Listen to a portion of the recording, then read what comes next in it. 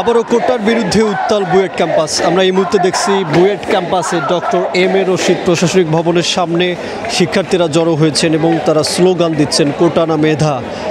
আর মেধার পক্ষে তারা রয়েছে এবং একই সাথে বৈষম্য নিরসনে তিনটি দাবি তারা আজকে পেশ করছেন। এই 3 দফা দাবিতেই তারা মূলত মাঠে নেমেছে। যত সময় যাচ্ছে আন্দোলন তত কিন্তু তীব্রতর হচ্ছে এবং আমরা যতদূর জানতে পেরেছি এখানকার শিক্ষার্থী প্রতিনিধি বুয়েট কর্তৃপক্ষের সঙ্গে কথা বলে তারা এসে মূলত সাংবাদিকদের সঙ্গে কথা বলবেন সংবাদ সম্মেলনে। আপনাদের জানিয়ে রাখি যে বৈষম্য নিরসনে বুয়েট শিক্ষার্থীরা যে 3 দফা দাবি করছে, ইঞ্জিনিয়ারিং নবম গ্রেড বা সহকারী প্রকৌশলী বা সমমান পদে প্রবেশের জন্য সবাইকে নিয়োগ পরীক্ষা দিয়ে উত্তীর্ণ হতে হবে এবং ন্যূনতম বিএসসি ইন ইঞ্জিনিয়ারিং হতে হবে। কোটার মাধ্যমে কোনো পদোন্নতি নয়, এমনকি অন্য নামে সমমান পদ তৈরি করেও পদোন্নতি দেওয়া যাবে না। তাদের 2 নম্বর দাবিটি হচ্ছে টেকনিক্যাল 10ম গ্রেড বা উপসহকারী প্রকৌশলী বা সমমান পদের নিয়োগ পরীক্ষাতে ডিপ্লোমা ও একই ডিসিপ্লিনে উচ্চতর যোগ্যতা সম্পন্ন বিএসসি ইন ইঞ্জিনিয়ারিং স্নাতক উভয়ের জন্য উন্মুক্ত করতে হবে।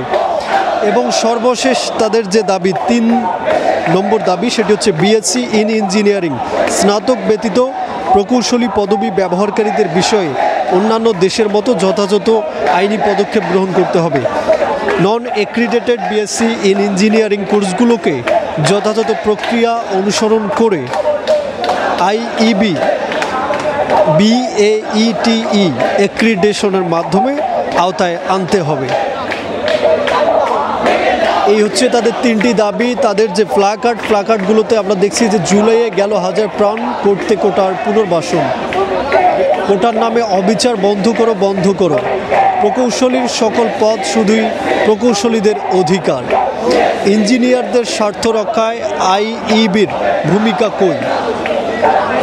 এরকম কিন্তু বিভিন্ন প্লাকার্ড নিয়ে এই বুয়েট শিক্ষার্থীরা এই মুহূর্তে ক্যাম্পাসে অবস্থান করছে।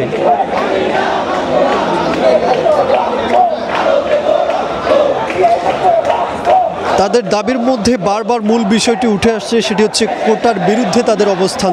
যে গণ অভ্যুত্থান 24-এ হয়েছে সেই জায়গা থেকে কোটার বিরুদ্ধে আমরা আন্দোলন করেছি এবং সেই জায়গা থেকে এখনও যদি আমরা কোটার বিরুদ্ধে আমাদেরকে আন্দোলন করতে হয় তাহলে এটা নেতিবাচক একটা প্রভাব ফেলে শিক্ষার্থীদের মনে।